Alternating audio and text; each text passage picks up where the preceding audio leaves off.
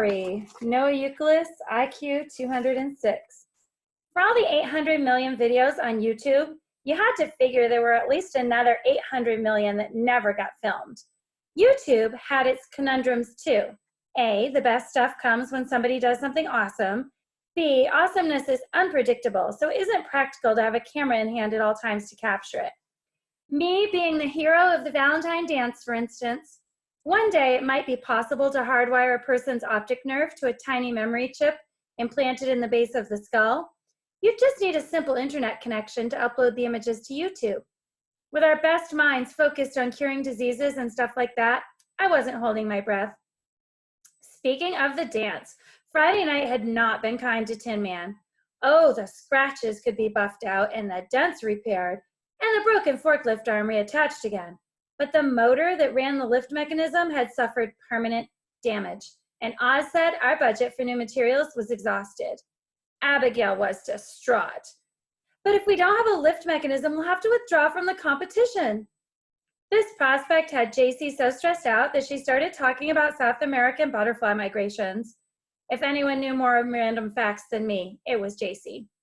But today, it was getting on my nerves. My blunt trauma anterior epistaxis is better, thank you very much.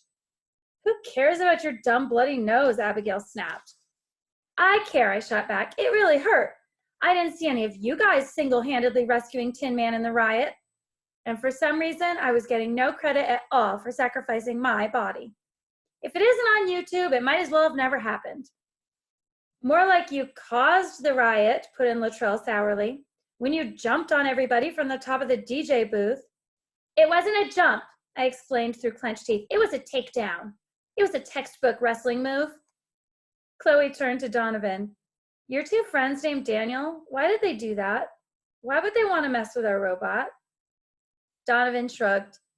A lot of kids have an attitude about the Gifted program, and those guys definitely have an attitude now that I'm in it. Look at this place. Hardcastle's an ancient ruin compared to here. They've got about a 16th of the stuff we do. They may call us nerds, but it's pretty cool having your own robot. I didn't agree. A robot wasn't cool, it was just complicated, like the Lego Star Wars Imperial Snowwalker. Consumer Reports said that not even a genius could put one together. They were wrong. I've already assembled 6. In my opinion, having a robot was a lot less interesting than a riot. Riots were unforeseeable and chaotic, very YouTube-like. Oz tried everything to get money for the new motor. He requested funds from the athletic budget, but he couldn't convince them that Tin Man was more important than badminton. He even took apart his own lawnmower in the hope that the engine would be the right size. It wasn't, and now the lawnmower won't go back together again. Latrell has to go to his house to fix it. Couldn't we raise the money, Chloe pleaded? Sell candy bars or something? We can't drop out. Oz shrugged unhappily. There's simply not enough time to set up something like that. The robotics meet is in 3 weeks. Donovan was even quieter than usual during the entire class. Tin Man's outer shell was completely covered with graphics by now, so there was nothing left for him to do but drive. And with the lift system inoperable, there was no sense driving the robot anywhere. Finally, when the period was over, he gathered us in the hall. I think I've found us a spare motor. Abigail began jumping up and down. What? Where? In the custodial office, he explained. It runs one of the floor polishers. You'd know better than me, but I'm pretty sure it'll fit Tin Man. How did you reach that conclusion? I inquired. Did you measure the unit itself, or are you thinking of the size and location of the key components and connections? I guessed, he admitted a little sheepishly. We stared at him in amazement. After all, we were the ones who had created Tin Man, not Donovan. It had taken design, programming, electronics, hydraulics, pneumatics, and mechanical engineering. No guessing. Donovan explained. There are 2 ways it can go. It can either fit or not fit. A probability analysis, I mused. He shrugged. I can't say for sure if it'll work, but I guarantee that if we don't at least try, that bucket of boats will have no lift motor. What have we got to lose? Chloe had a practical question. And the custodians are letting us have it? They're always so crabby. Donovan grinned. They're really great guys. He insisted that we had to pick the engine up immediately, even before going to the cafeteria to eat. We'd all learned to trust Donovan for one reason or another, so we went along with it. But when we arrived at the custodial office, it was deserted. Where is everybody? I asked. At lunch, Donovan replied. But where's the motor? Abigail persisted. It's in the floor polisher, Donovan explained, producing a screwdriver. Where else? It was all beginning to make sense. The custodians weren't giving us anything. We were taking. Abigail was furious. We can't steal their motor. It's not their motor, Donovan lectured. It's the school's motor. And it's also the school's robot. I'd seen things like this on YouTube, but never could I have imagined being a part of it in real life. It took Luttrell several tense minutes to dismantle the polisher and remove the engine. Put the cover back on, Donovan instructed. We don't want them to see it's missing. Abigail was practically hysterical. Don't you think they're going to notice when they try to polish the floor?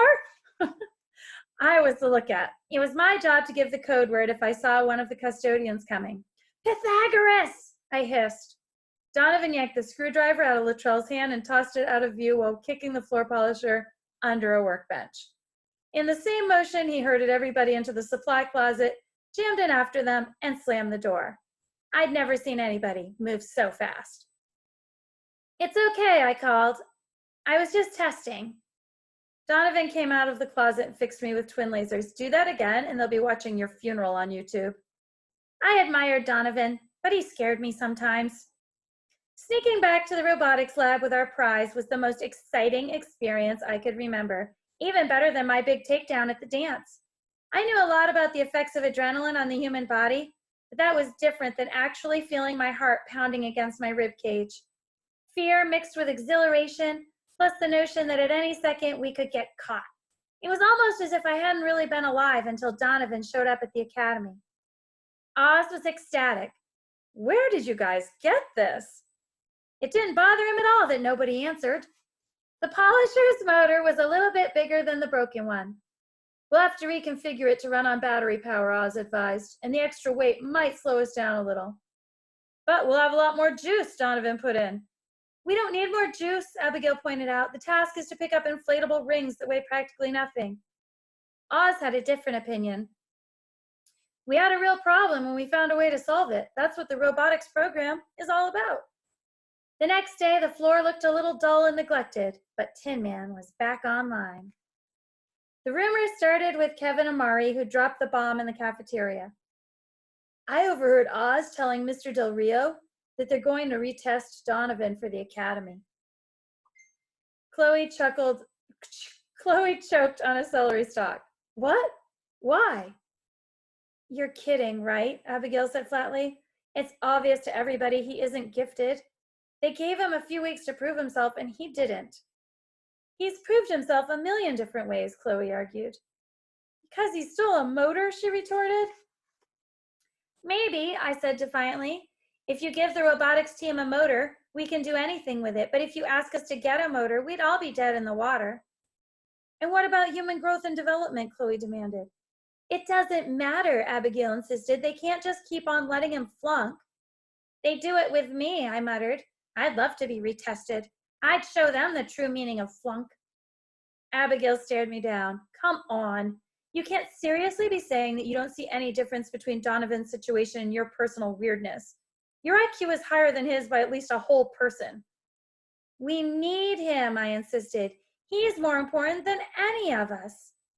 Please. One of us can learn how to work a controller or download stupid pictures to put on him. We could do it, I gritted, but we do it wrong. It was impossible to explain what I meant. Donovan was a human version of YouTube. Click on him and you might get Einstein eating a banana, or a heisted motor, or a robot driver, or a human growth and development credit. It was like rolling a die with an infinite number of sides. Chloe looked doubtful. Maybe he'll just pass the retest.